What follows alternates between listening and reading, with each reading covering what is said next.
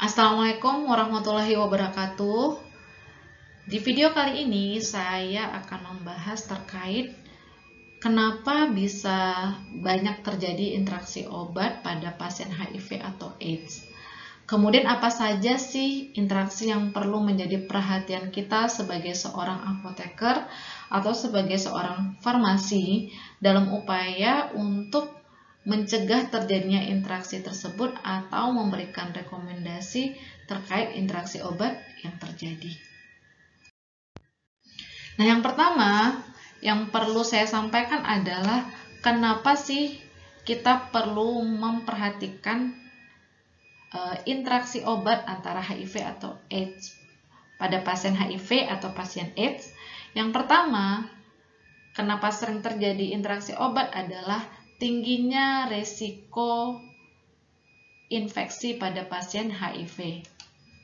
Pada video terkait dengan mengenali HIV atau AIDS sudah disampaikan bahwa pasien yang mengalami infeksi HIV atau yang paling parah mengalami AIDS, maka sistem pertahanan tubuh atau sistem imunnya sangat rendah sekali. Sel CD4-nya di bawah normal, yaitu di bawah 500, bahkan mencapai 50 pada pasien AIDS, itu sangat rentan terjadinya infeksi.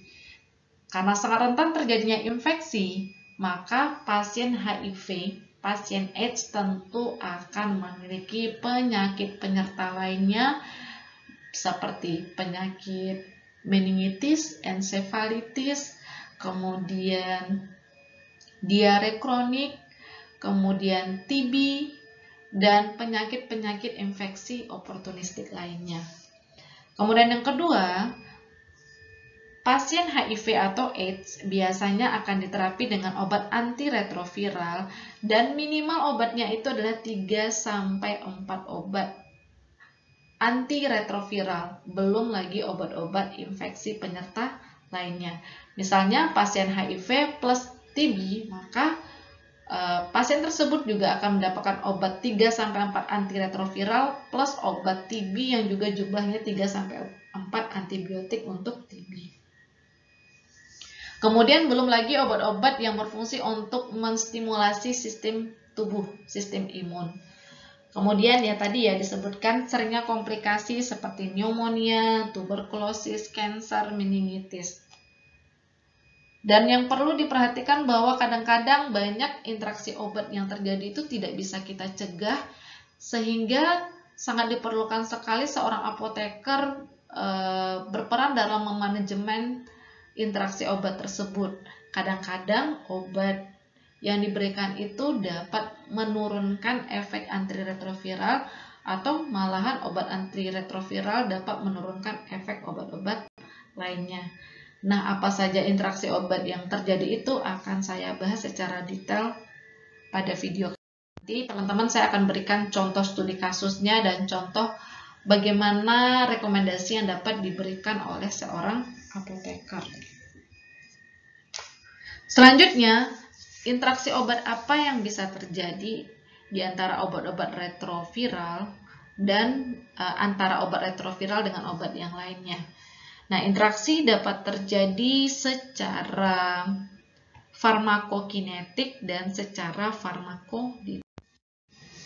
Secara farmakokinetik berarti berkaitan dengan absorpsi, distribusi, metabolisme, dan ekskresi. Kemudian secara farmakodinamik nanti berkaitan dengan efek obat dalam mencapai tujuan terapi. Nah, ternyata obat-obat antiretroviral itu juga dia berperan sebagai inhibitor enzim sitokrom P450 atau dia juga berperan sebagai substratnya, sehingga tentunya akan mempengaruhi kerja obat-obat yang lain. Dan lebih dramatisnya lagi, ternyata sesama antiretrovirus pun mereka berinteraksi. Berikut adalah contoh interaksi obat antara antiretroviral yang digunakan pada pasien HIV dengan obat-obat lain yang juga sering diresepkan untuk pasien HIV. Dan interaksi yang terjadi ini juga sangat bermakna secara klinis Contoh yang pertama yaitu penggunaan antacid pada obat HIV golongan integrase inhibitor.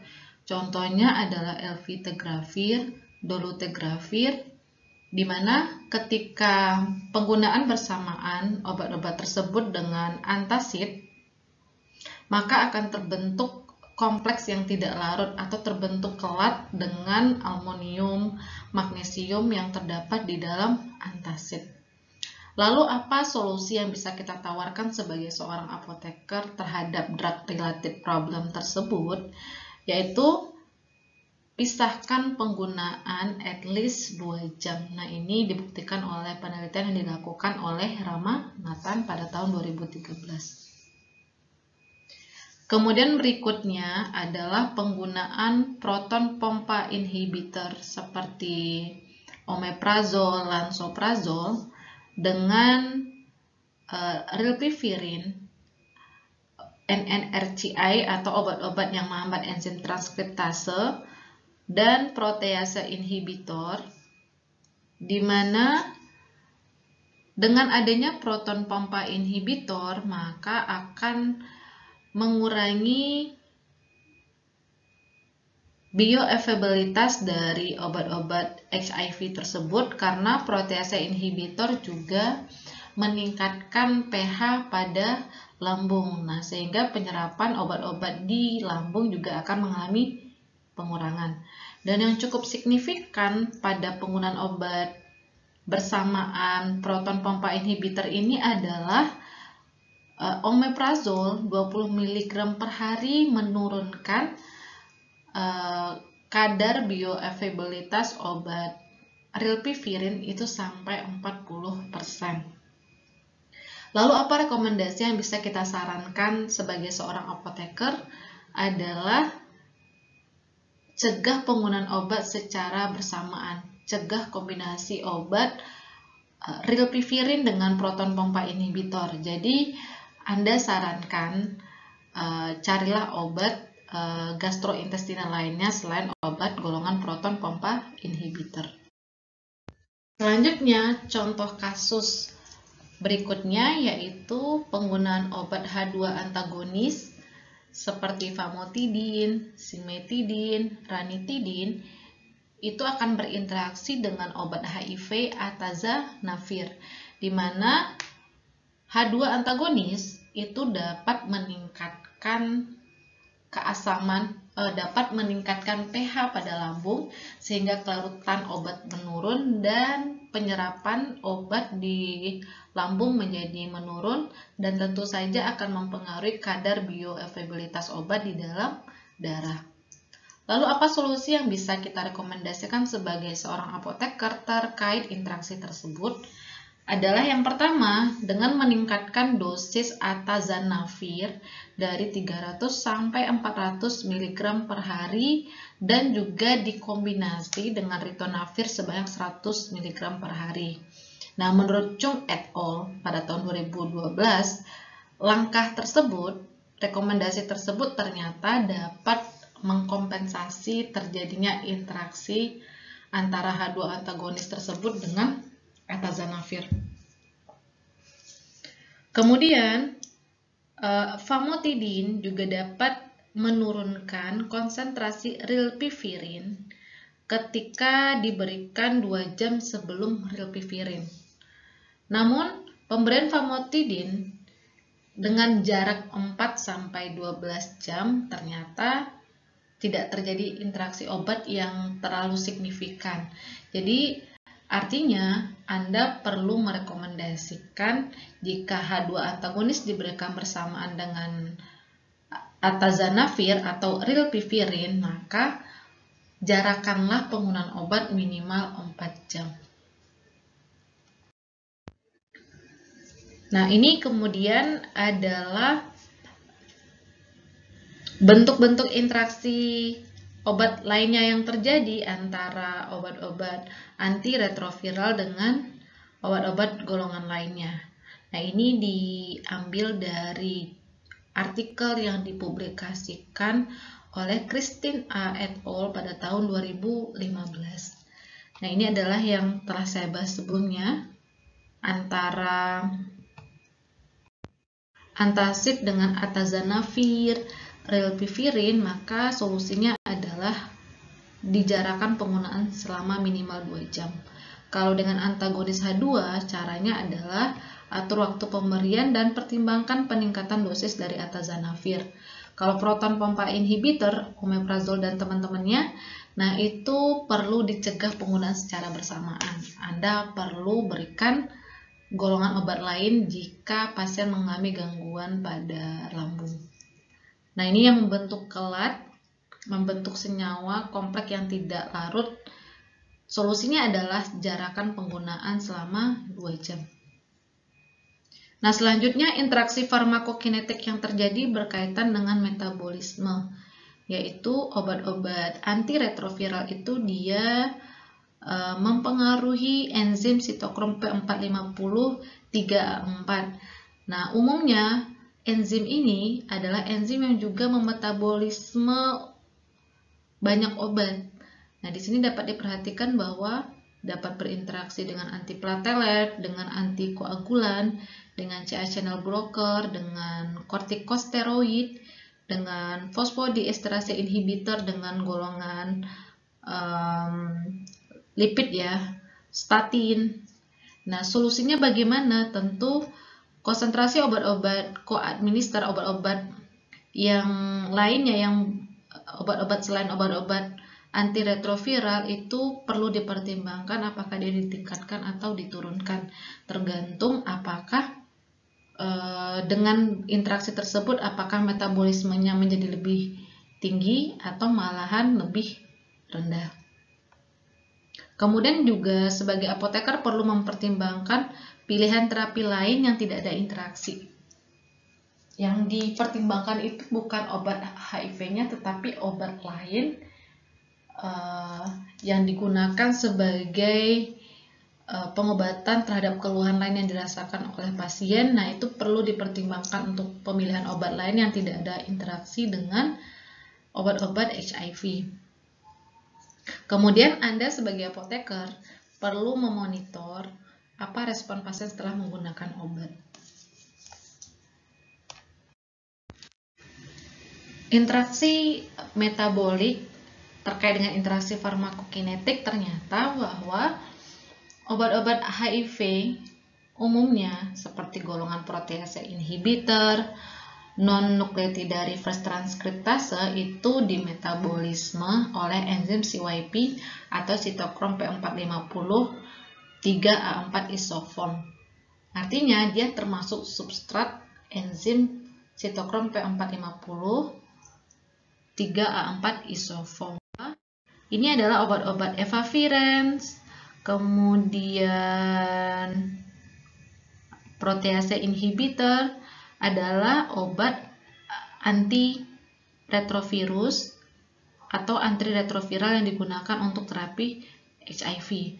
Kemudian yang menarik dan tantangan tersendiri bagi seorang apoteker bahwa obat-obat ini selain dia dimetabolisme oleh enzim tersebut, ternyata obat ini juga menginduksi kerja dari CYP 450 3A4 dan ada juga yang menghambat. Di sini teman-teman bisa lihat bahwa ritonavir, saquinavir, lopinavir, indinavir itu efavirenz itu malahan menghambat enzim sitokrom 3A4. Sementara efavirenz selain dia menghambat, dia juga menginduksi kerja dari enzim sitokrom P450 3A4.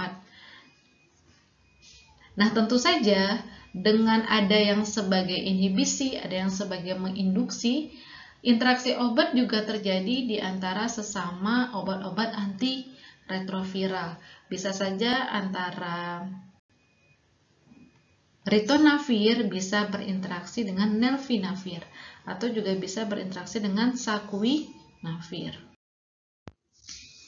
Kemudian yang juga menjadi tantangan tersendiri bagi seorang apoteker terkait interaksi obat ini adalah bahwa umumnya most of the drugs itu dimetabolisme oleh sitokrom P3A4. Artinya, obat-obat protease inhibitor, obat-obat antiretroviral yang menginduksi atau menginhibisi enzim sitokrom 3A4 artinya juga akan berinteraksi dengan obat-obat lainnya yang ternyata hampir semua obat dimetabolisme oleh enzim tersebut.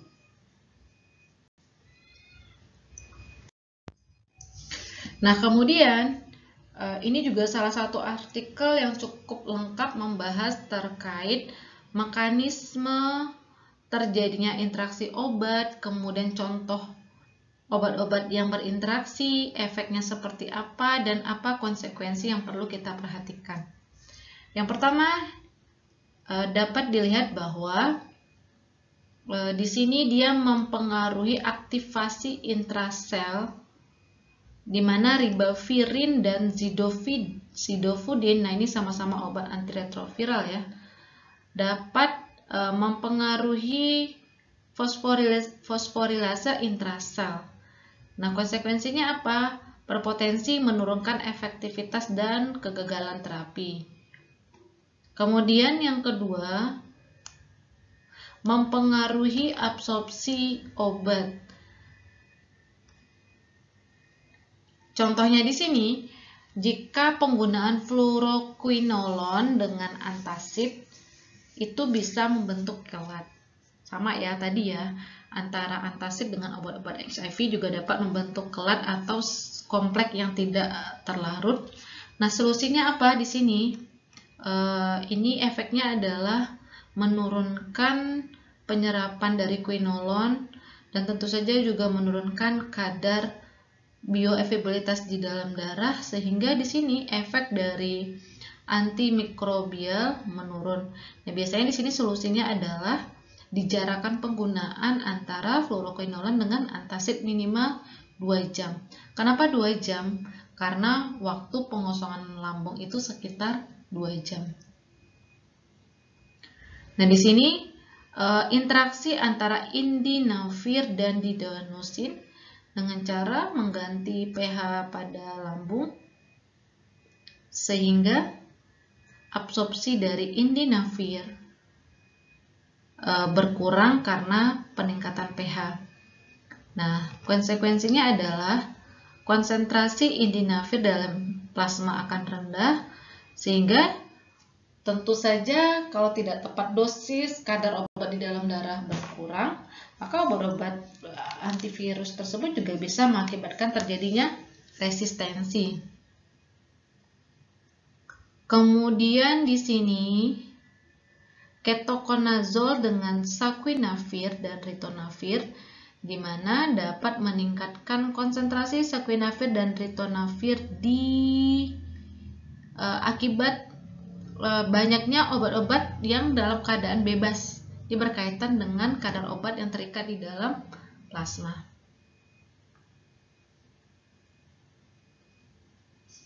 Nah, selanjutnya, kalau ini juga berkaitan dengan metabolisme, nah teman-teman perhatikan bahwa rifabutin dan saquinavir itu dapat menginduksi enzim sitokrom P450, sehingga kadar saquinavir menurun sampai 47%. Kadar saquinavir itu menurun sampai 47%, sehingga juga dapat berisiko nanti terjadinya resistensi antiretroviral dan kegagalan terapi. Nah, biasanya kalau terjadi penurunan seperti ini, maka dosis saquinavir harus ditingkatkan. Sebaliknya, kalau yang menginhibisi enzim sitokrom P450 antara ritonavir dan indinavir, sehingga konsentrasi dari indinavir karena ritonavir meningkat menghambat enzim P450, maka kadar dari indinavir meningkat di dalam plasma karena AUC-nya, area under curve-nya meningkat. Nah, artinya ketika obat ini dikombinasi malah lebih bagus. Kenapa lebih bagus? Karena ritonavir dapat meningkatkan efektivitas terapi dari indinavir. Kemudian ini makanan ya, dengan saquinavir. Ternyata saquinavir juga meningkat sampai 50 sampai 150%.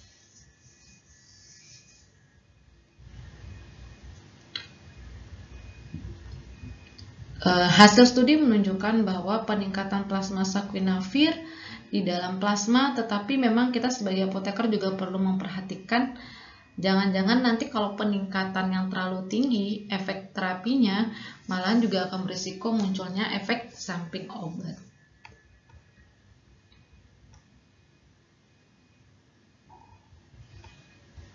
Selanjutnya, menurunkan ekskresi di ginjal. Di sini contohnya adalah trimetropin sulfamethoxazole dengan lamivudin.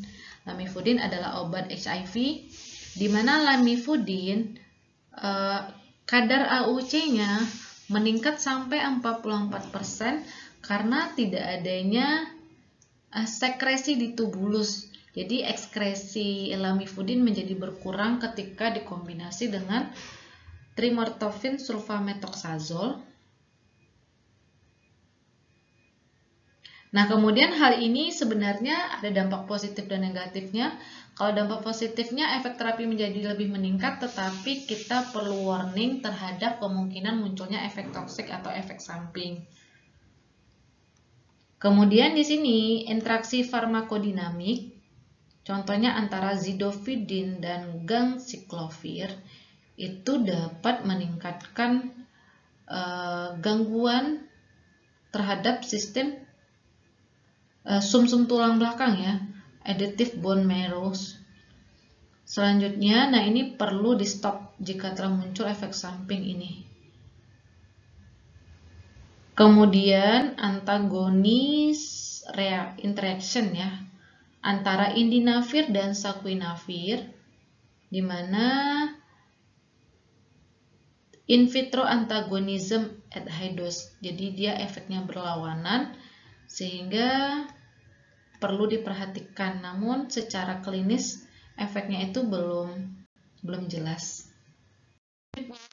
Grafik berikut bisa menggambarkan interaksi antara dua obat, ada yang meningkatkan efek terapi, ada yang menurunkan, atau ada yang malahan saling bertolak belakang. Nah, ini masih disitasi dari The New England Journal of Medicine, di mana teman-teman dapat lihat di sini contohnya. Ini adalah gambaran ritonavir yang digunakan bersamaan dengan saquinavir. Kemudian yang lingkaran ini saquinavir dengan ritonavir. Dan selanjutnya saquinavir yang diberikan atau diresepkan tunggal. Nah, jika saquinavir diberikan tunggal, maka ternyata kadar obat di dalam plasmanya itu rendah.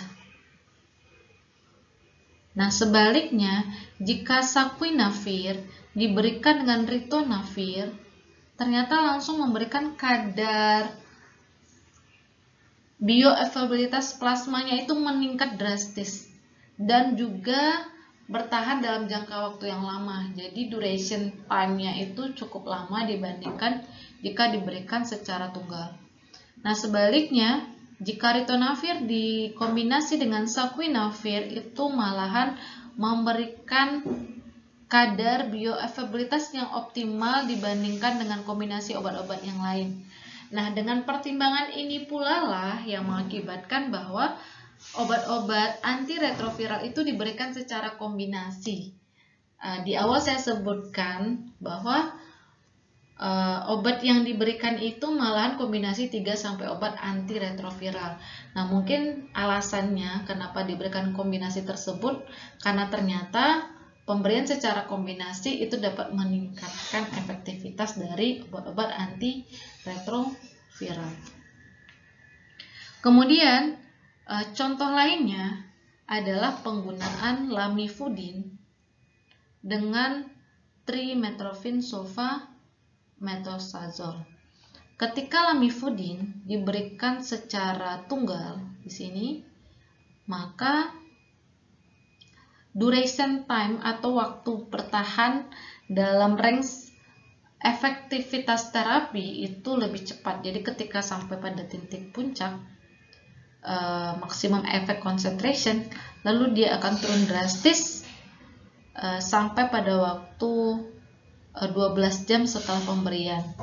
Tapi sebaliknya, jika dikombinasi dengan lamivudin dengan trimetropin sulfamethoxazole, maka duration time atau efek terapi itu bisa bertahan sampai di sini masih ditemukan kadar obat di dalam plasma itu sampai jam ke-16. Hal ini dikarenakan ternyata dengan adanya trimetropin sulfamethoxazole itu akan menghambat ekskresi dari lamivudin. Selanjutnya, contoh lain misalnya penggunaan digoxin dengan rifampin. Digoxin ini jika diberikan tunggal ternyata efek kadar konsentrasi obat di dalam plasmanya itu juga rendah, yaitu hanya mencapai angka 2,5 ya, 2,5 nanogram per mililiter. Tetapi jika dikombinasi bersama dengan rifampin, yaitu obat-obat TB ya, itu ternyata peningkatannya itu sangat signifikan sekali, bisa mencapai di angka 5. Nah, ini menjadi perlu perhatian kita sebagai seorang apoteker terkait peningkatan kadar obat di dalam plasma ketika dikombinasikan dengan sesuatu obat. Jadi ada dampak positif, ada dampak negatifnya. Dampak positifnya tentu optimal terapi lebih bagus, namun hati-hati ada risiko toxic concentration. Kemudian di sini contoh antara antasid dengan antibiotik atau antara antasid dengan obat-obat HIV lainnya, ketika di sini dicontohkan ciprofloxacin diberikan tunggal, itu ternyata kadar obat di dalam plasmanya itu efektif sampai angka 3 mikrogram per mililiter. Namun ketika diberikan bersamaan dengan antasid, teman-teman bisa perhatikan bahwa kadarnya itu nggak sampai ke 0,5 karena memang obat-obat tersebut tidak larut membentuk kelat sehingga dia susah untuk diabsorpsi. Artinya malahan pasien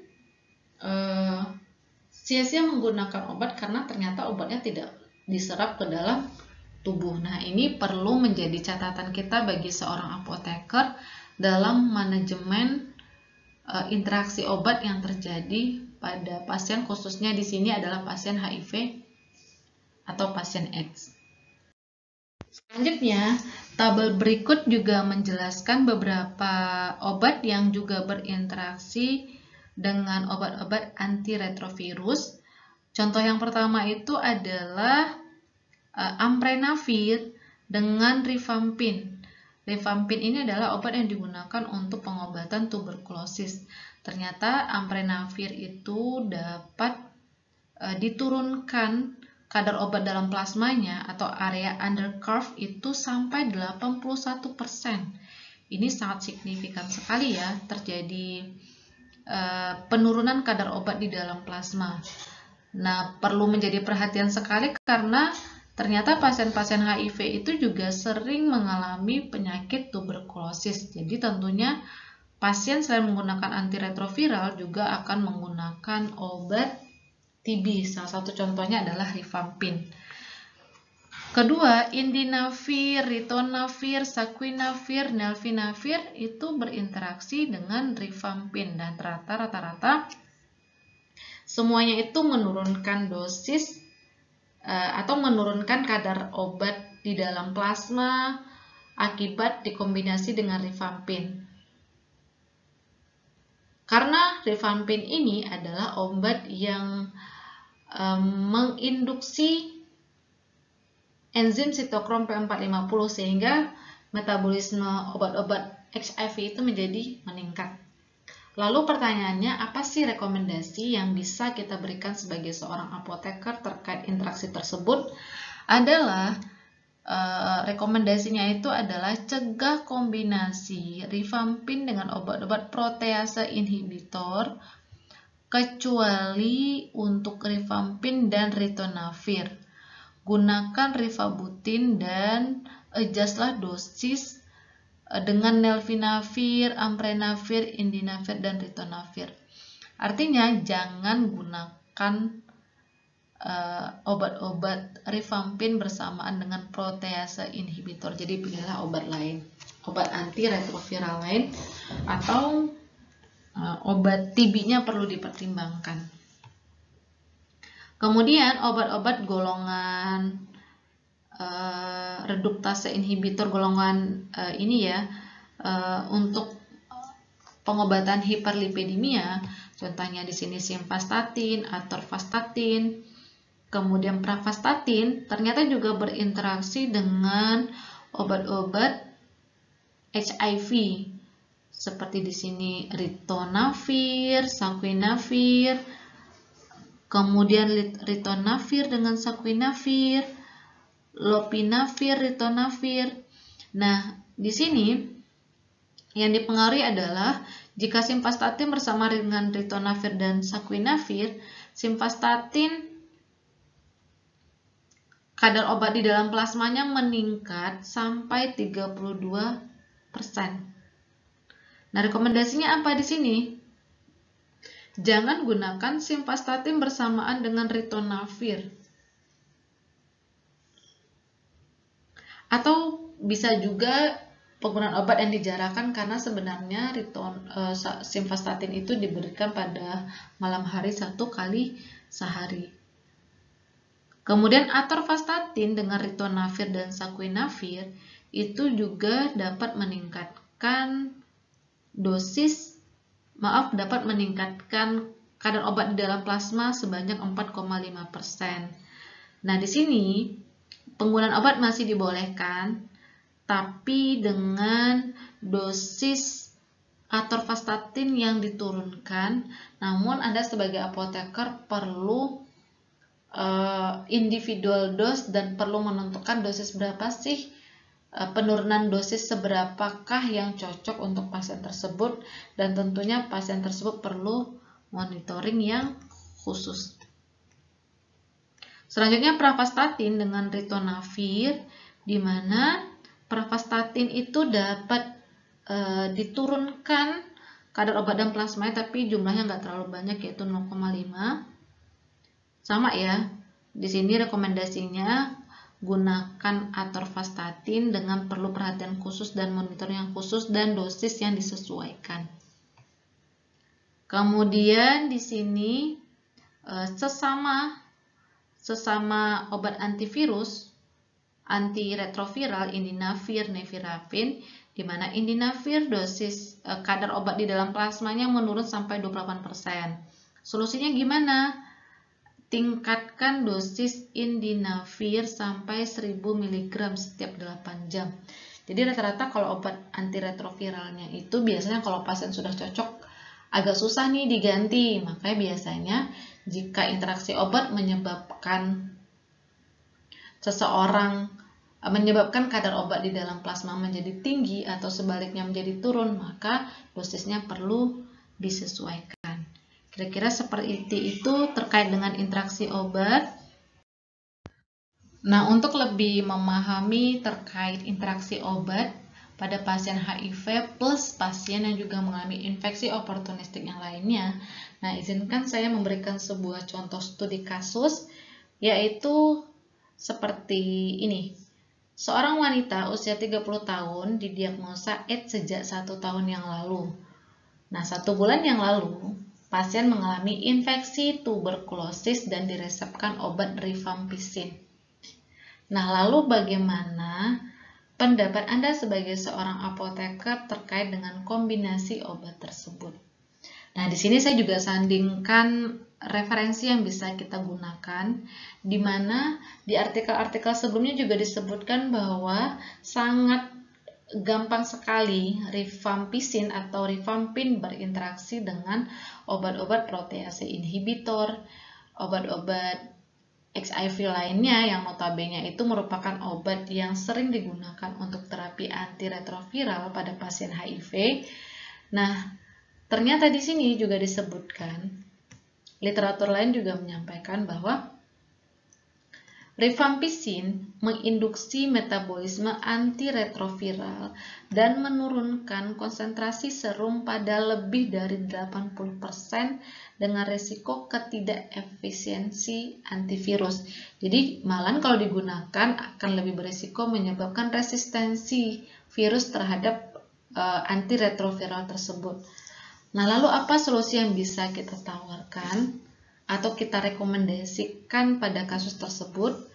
Nah, biasanya diberi obat lain yang lebih aman, yang lebih kurang interaksi obatnya, yaitu rifabutin.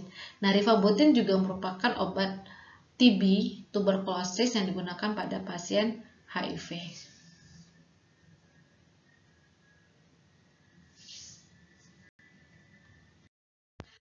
Kemudian, apa yang bisa kita lakukan sebagai seorang apoteker terkait manajemen interaksi obat yang terjadi pada pasien HIV atau pasien AIDS? Adalah yang pertama, yang perlu teman-teman perhatikan adalah kita sebagai seorang apoteker harus paham dan tahu apa saja kemungkinan-kemungkinan interaksi obat yang terjadi pada pasien HIV atau AIDS. Anda bisa mengetahui interaksi obat melalui banyak referensi, bisa menggunakan Medscape untuk melihat drug interaction checker, atau bisa menggunakan drugs.com atau Stokely Drug Interaction, atau banyak referensi lainnya yang mendukung pemahaman Anda terkait apa saja kemungkinan interaksi obat yang terjadi pada pasien HIV. Kemudian yang kedua, ketika kita telah mengetahui interaksi obat yang terjadi, seberapa emergensi atau seberapa potensialnya interaksi yang terjadi, maka Anda perlu tahu nih, mana obat yang perlu ditingkatkan dosisnya, mana yang perlu diturunkan dosisnya. Ditingkatkan dosisnya apabila interaksi obat yang terjadi dapat menurunkan kadar obat di dalam plasma untuk obat-obat antiretroviral. Kemudian dosis perlu diturunkan jika ternyata obat-obat yang digunakan dapat meningkatkan kadar obat di dalam plasma. Nah, selanjutnya juga berkaitan dengan perubahan waktu pemberian atau jarakan waktu pemberian. Seperti tadi contoh penggunaan antacid dengan obat-obat antiretroviral, maka diupayakan obatnya harus dijarakkan minimal 2 jam. Atau obat-obat golongan yang dia perlu dijarakkan sampai 4 jam supaya efek interaksi obatnya tidak terlalu bermakna secara klinis. Nah, kemudian apapun yang kita lakukan, apapun rekomendasi yang kita sarankan, atau apapun planning yang kita terapkan kepada pasien tersebut dalam upaya meminimalkan efek dari interaksi obat, Anda sebagai apoteker atau kita sebagai apoteker perlu close monitoring, perlu mengamati, perlu observasi apa efek yang terjadi terhadap rekomendasi yang kita berikan. Apakah pasien menjadi lebih baik? Apakah tidak muncul efek samping yang kita khawatirkan? Nah, sehingga harapannya tujuan terapi dari penggunaan obat antiretroviral itu tercapai. Demikianlah informasi yang dapat saya sampaikan terkait dengan kemungkinan-kemungkinan interaksi obat yang terjadi pada obat-obat antiretroviral pada pasien HIV dan kenapa bisa terjadi interaksi obat tersebut pada pasien HIV. Dan berikut adalah referensi yang saya gunakan. Saya ucapkan terima kasih atas perhatiannya dan semoga bermanfaat. Jika ada pertanyaan, Anda boleh langsung tulis di kolom komen. Sekian saja. Assalamualaikum warahmatullahi wabarakatuh.